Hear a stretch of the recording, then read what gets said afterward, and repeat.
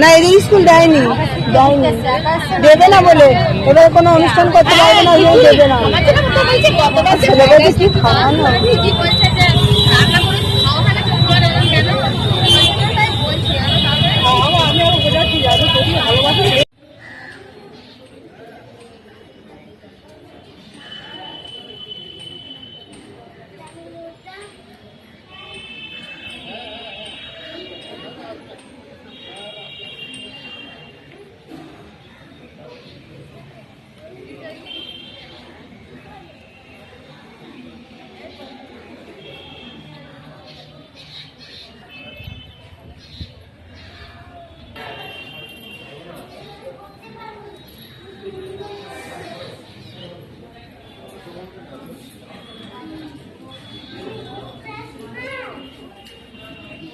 দেখো আজকে ছেলের উচ্চ মাধ্যমিকের প্রথম পরীক্ষা, তা কোথাও বসার জায়গা নেই, এখানেই এসে বসি।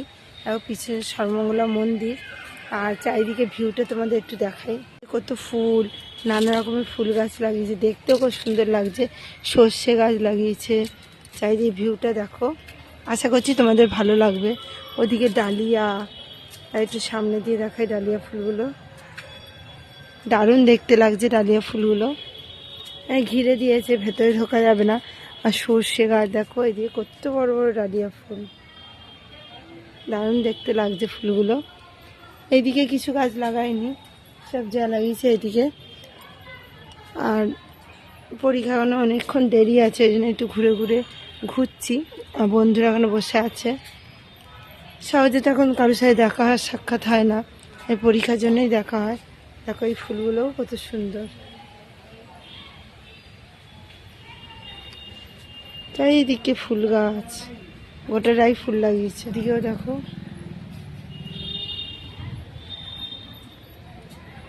ফুল গাছ দেখতে তো আমার ভালো লাগছে, তোমাদের কেমন লাগছে কমেন্টে অবশ্যই জানিও। আর চারিদিকে ভিউটা তো তোমাদের দেখালামই। এই কদিন রোজ দিনই মন্দিরে এসে বসবো, কারণ যেহেতু ওখানে বসার দাঁড়ানোর কোনো জায়গা নেই, এমন জায়গায় সিট পড়েছে, সেই জন্য প্রতিদিনই মন্দিরে এসেই বসতে হবে। এইদিকে একটা ফুল আছে, ওটা আরও সুন্দর দেখতে, চলো দেখাই লাল ফুলগুলো। আর ওইদিকে গাঁদা গাছ লাগিয়েছে, অনেক লোকও এসছে আজ যেহেতু বৃহস্পতিবার, অনেক লোকও এসছে। এরকম দেখতে পাচ্ছ ফুলগুলো কত সুন্দর দেখতে। এগুলো কী ফুল জানি না, তোমরা কমেন্টে কিন্তু জানিও। দেখো এগুলো কী ফুল,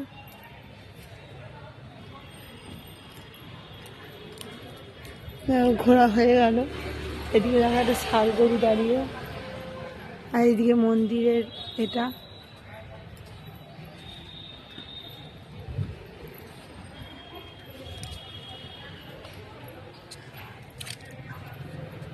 ওটাই গাঁদা, দেখো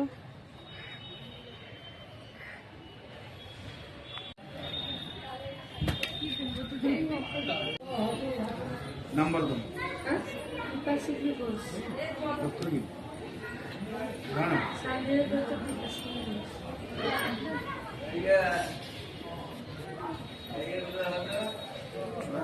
ছেলেকে নিয়ে এসে ফ্রেশ হয়ে জামা কাপড় ছেড়ে ঢুকে পড়েছি রান্নাঘরে। তারপরে গেছিলাম টুকিটাকি বাজার করতে, কি কি রান্না করছি তোমাদের দেখাই। রান্না করে যাইনি, অত সকালে কি আর রান্না হয়, কোনো রকম চলে গেছি তাড়াতাড়ি করে। তো চলো দেখাই তোমাদের কি কি রান্না করছি। পালং শাকের তরকারি করছি বড়ি দিয়ে। আর এখানে দেখো শোলা কচু তরকারি, অনেক দিন পর শোলা কচু পেয়েছি, সহজে পাওয়া যায় না। তাই শোলা কচুটা একটু ভাপিয়ে নিয়েছিলাম। এই যে জলটা ফেলে দেবো, জলটা কোনো কাজে লাগবে না। শোলা কচুটা মশলা দিয়ে নাড়াচাড়া করে নিচ্ছি, কষিয়ে পরিমাণ মতো জল দিয়ে দেবো, কিছুক্ষণ পর ফুটে উঠলেই নামিয়ে দেবো। হিং সোমবার দিয়ে শোলা কচুটা করছি, পুরোপুরি নিরামিষ। এই নিরামিষ শোলা কচু কিন্তু খুব ভালো হয়। আর এদিকে পালং শাক প্রায় হয়ে এসছে। আর এখানে আমি সর্ষে নিয়ে নিয়েছি, সর্ষেটা বেটে নেবো।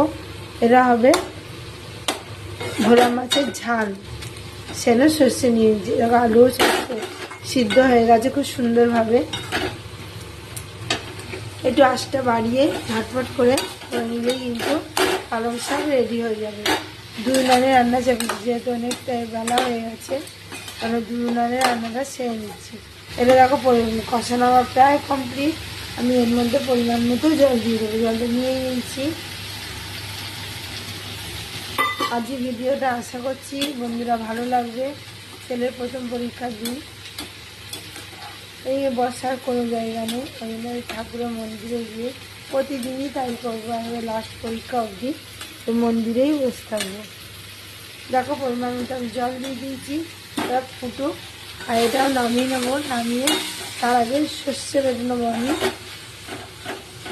এটাও সব সিদ্ধ হয়ে গেছে, আর কিছু করার নেই। সিম টিমও ভালো করে সিদ্ধ হয়ে গেছে।